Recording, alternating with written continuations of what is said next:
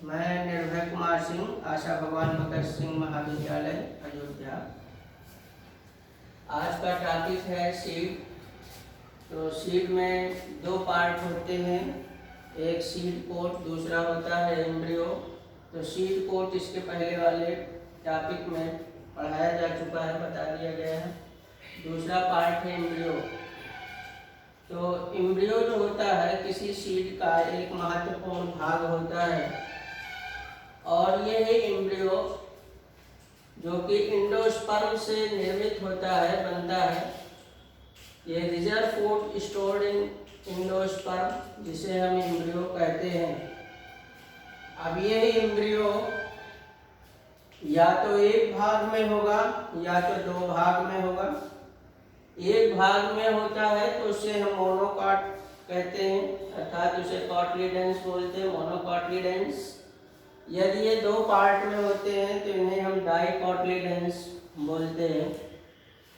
तो मोनोकॉटलीडेंस में जो एंडोस्पर्म होता है उसको हम स्कोटेलम बोलते हैं, और डाइकॉटलीडेंस में दो फलक हो जाते हैं जिनको हम कॉटलीडेंस बोलते हैं।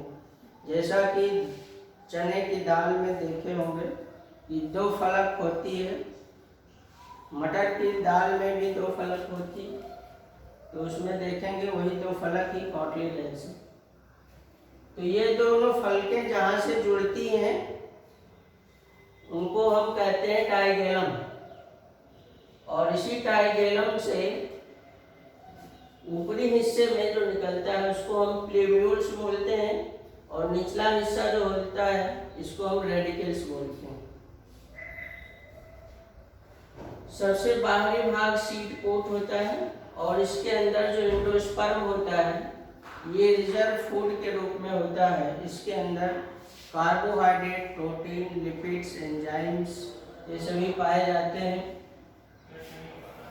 तो जब सीड का जर्मिनेशन होता है तो सीड जर्मिनेशन के लिए जो बाह्य कारक की ज़रूरत होती है, जैसे मॉइस्चर, टेम्परेचर और ऑक्सीजन। तो मॉइस्चर के लिए जल, जब ये सीड को हम सोइंग करते हैं, बोआई करते हैं, तो ये जल की मात्रा को अवशोषित कर लेता है, जिससे सीड पहले फूल जाता है, और इसमें जो प्ल्यूम्यूल्स और रेडिकल्स है ये एक्टिव हो जाते हैं। तो प्ल्यूम्यूल्स से हमेशा अंकुरण होता है, जिसे शूट का फॉर्मेशन होता है, और रेडिकल्स से हमेशा रूट का फॉर्मेशन होता है। तो शूट के ऊपर एक पतली सी शीट बनती है, शीट लग जाती है, जिसे हम कोलियोटाइल कहते हैं। और इसी तरीके से जब रूट का फॉर्मेशन होता है तो उसमें भी एक शीट बनती है, जिसे हम कोलियोराइजा कहते हैं। तो सीड में जो एंडोस्पर्म पाए जाते हैं, तो कुछ सीड में एंडोस्पर्म से कॉटलीडेंस बनते हैं, कुछ एंडोस्पर्मिक डाइकॉट सीड होते हैं जैसे कस्टर्ड, पपाया, काटन, और नॉन एंडोस्पर्मिक डाइकॉट सीड जैसे ग्राम, बीन, पी, कुकम्बर और टामारिंड। और एंडोस्पर्मिक मोनोकॉट सीड मेज, राइस, व्हीट, और non endospermic monocot seed पोथस, बैलिस्नेरिया, अलिस्मा, Amorphophallus. कभी कभी कॉम्पिटिटिव एग्जाम में पूछा जाता है कि कस्टर्ड में जो आयल्स पाए जाते हैं वो सीड का कौन सा भाग होता है, ये एंडोस्पर्म होता है। अब हम बात करते हैं कि सीड का जर्मिनेशन। तो सीड का जर्मिनेशन दो तरह से होता है, एक तो एपीजियल जर्मिनेशन और दूसरा होता है हाइपोजियल जर्मिनेशन। तो एपीजियल जर्मिनेशन उसको कहते हैं कि जब सीड का कॉटलीडेंस, अर्थात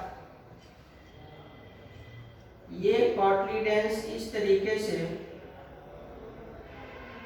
सीड जर्मिनेशन के समय बाहर निकल आता है, अर्थात ये सॉइल के ऊपर आ जाता है। जब कॉटलीडेंस सॉइल के ऊपर आ जाए तो उसको हम ईपीजियल जर्मिनेशन कहते हैं। जैसा कि कॉटन है, पपाया है, कस्टर्ड है, ऑनियन है, कुकुरबिट्स है, टामारिंड है, बीन है, मस्टर्ड, इन सभी का सीड जो होती है इसके कॉटलीडेंस जर्मिनेशन के समय में सॉइल के ऊपर आ जाते हैं, तो उनको हम ईपीजियल जर्मिनेशन कहते हैं। दूसरा जो जर्मिनेशन है वो हाइपोजियल जर्मिनेशन। तो हाइपोजियल जर्मिनेशन जो होता है इसमें सीड की जब बोआई कर दी जाती है तो ये सॉइल के नीचे ही ये सीड इस तरीके से पड़ा रहता है, लेकिन इसके कॉटलीडेंस बाहर नहीं आते हैं, केवल प्लूम्यूल्स और रेडिकल्स ही बाहर आते हैं। तो इसको हम कहते हैं हाइपोजियल जर्मिनेशन।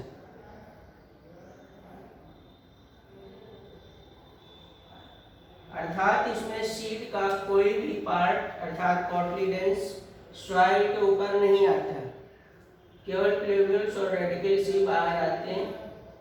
तो इसको हम हाइपोजियल जर्मिनेशन कहते हैं। जैसे कि मेज, मक्का, राइस, वीट, कोकोनट, ग्राम, पीनट, मैंगो, etc। धन्यवाद।